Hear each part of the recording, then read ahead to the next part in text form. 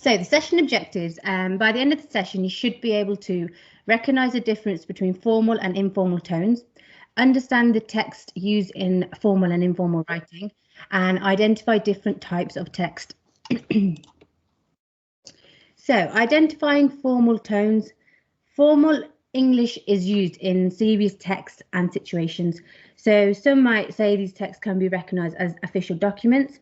And a few examples are your books, news reports, articles, business letters / emails, and speeches. So if you think about if you're at work and you've got to send a professional email to a work colleague, to learners, to staff, you think of that tone before you send it. However, you have to think about how you want the person reading it to address that tone. So that's when your professionalism comes into place. So your informal tones are informal language. It's more casual and spontaneous. It is used when communicating with friends or family, either in either writing as well as conversation. Informal text can be identified with obviously personal emails, personal letters, blogs, and speeches to an extent, but we'll go through that a bit later. In a more everyday situation, informal languages can be used within text messages too.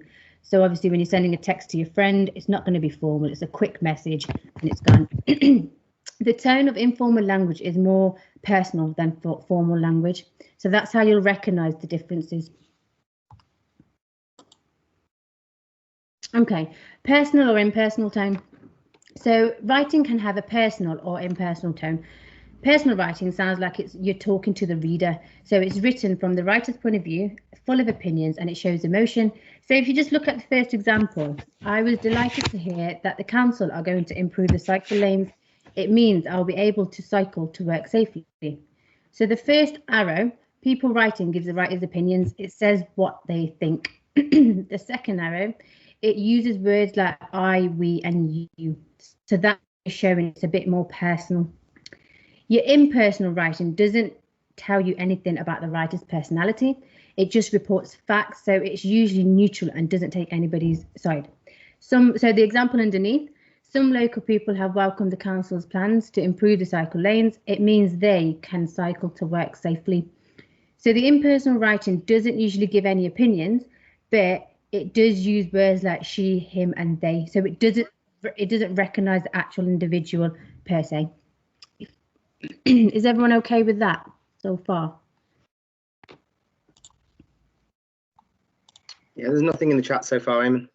Perfect. Okay, so your different types of tones. What I've done here is I've just gathered a few points from different scenarios, different topics, the functional skills level 1 and 2, and I've just put them all together so you've got a bit of an idea of where you think your tones can be identified. So adjectives that are exaggerated slightly. So you could be putting your point across with an adjective, but it is exaggerated, and that way you're showing that actually this is either good or bad, whichever way your writing is going. So if you think of a letter of complaint, you're going to use certain words just to exaggerate what you're feeling or saying in that text, so the reader is getting a feel of what tone you're coming with. So your mixture of short sentences and complex sentences. Impersonal language can obviously identify tone.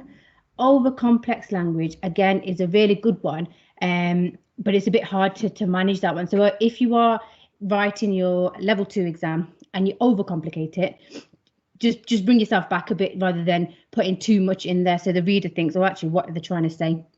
So the language there is, yes, you are exaggerating it, but don't exaggerate it too much where you've lost control of what it is you're delivering. So acronyms without explanation, talking directly to the reader, adjectives again, both negative and positive, an angry tone, apologetic, upbeat, cold tone, and again that will be it will go with the questioning of what you've been given in your exam. In essence, so if they're asking you to write a letter of complaint or an email of complaint, your tone will be angry. So that's the scenario that you're basing your writing on. Authoritative tone can go with angry tone because that's what you're trying to put forward. And again, persuasive is a really, really good one with our functional skills, because in a lot of the level 2 book, you're persuading the audience with what you're saying, as well as your writing, your speaking and listening as well is a persuasive tone that you're going to use when you are delivering your sessions. So these can be used in your writing to give you a feel of the selected tones the writer may like to indicate to the reader. So whenever you do go to write, always read it back as a reader as well. So what you're trying to put forward as a writer, feel the same as a reader as well. So I've just put a few examples together with just formal and informal words. So your left-hand side, formal, I'm writing to inquire, to inform, request, yours faithfully and yours sincerely.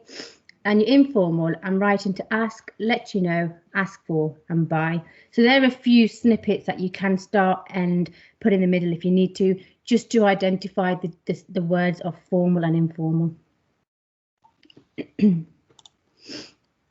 So a formal example where the tone's used is a newspaper article, and I've actually just took this off BBC News recently.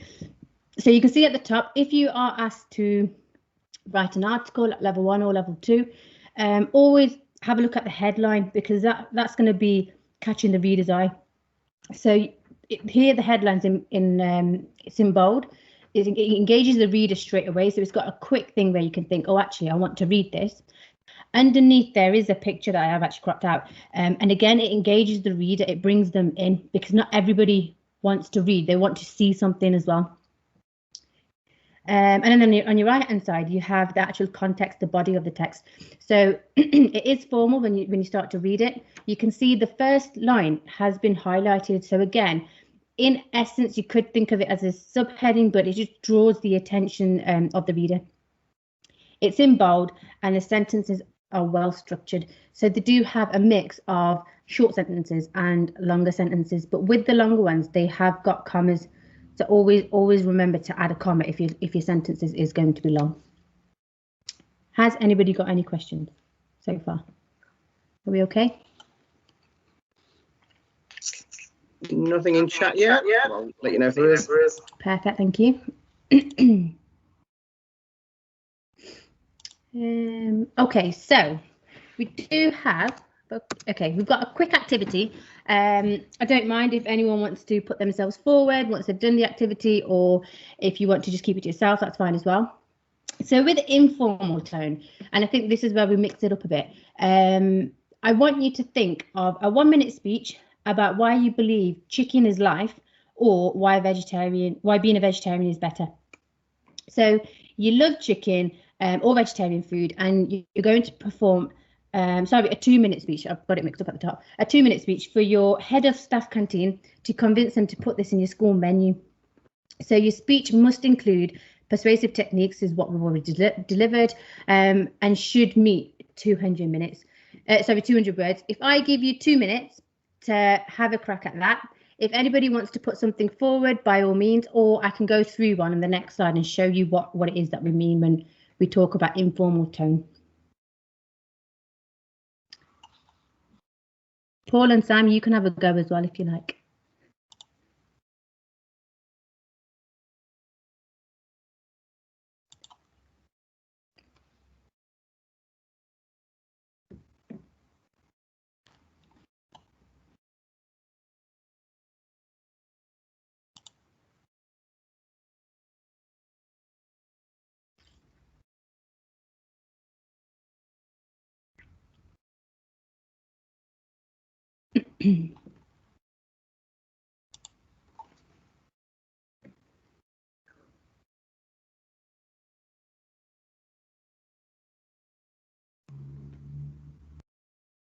So make sure you think about audience, think about yourself as well. So obviously, would you bring yourself back to year 10, year 11? How would you present this to a member of staff of the canteen?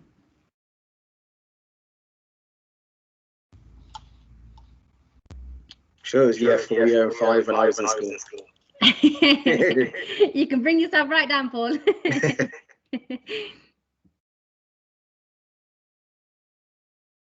Okay, so I'm going to give it a few more seconds, and then if anybody wants to shout theirs out, by all means, if you want to come off mute and camera. Do we have any volunteers, Paul? Not yet. There must be one. Somebody must come on.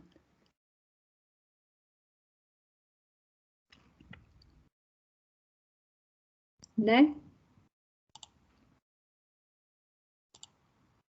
Okay, so the example I'm going to give you, so the first paragraph of the actual speech I've written up. So, hello, my name is Tom Smith.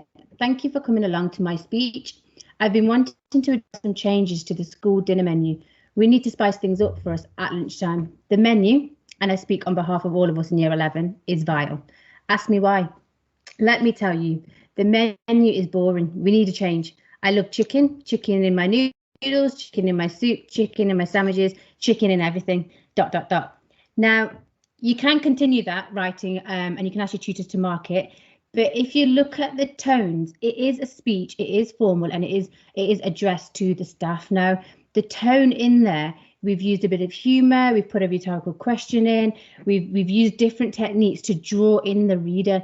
So if that was written in a newspaper article as per se a speech, so Tom Smith gave a speech and here's the article, it would draw my attention already because it's showing me different things that I think, oh, actually, I can read this. So that's the example I'll give you for your speeches, because I do find a lot of my learners struggle with writing a speech or a blog, and they're very, very similar. So making improvements to your speech, obviously with that activity, proofread your work and think about the below points. What was good about your speech? How can it be improved? And what persuasive techniques have you used? Always remember when you are writing your text to have at least 3 techniques in there where the reader can see that you have listened and taken on the criteria, because it's so important. I mean, I can read a text of writing with 300 words and no techniques are used. So please have a look at our previous webinars, and if you're confused and you don't understand, contact any tutor, whoever you work with, or anyone else, just to support you, and we'll go over them techniques as well, and show you what you can use in text. So always proofread your work before you submit it. Have a look when you proofread, read it as if you are the reader, not the writer, and then you'll see where you're going wrong as well. So covering the session objectives, by the end of the session I've delivered, you should be able to now recognise the difference between the differences between the tones, so both formal and informal. You should be able to understand the text used in formal and informal writing, and identify different types of text that you can come across, but then also you may be given that in your level 2 writing test in the near future. So that draws us to the end of the quick session. If you've got any questions, please ask on come off mute, or you can ask in the actual chat box.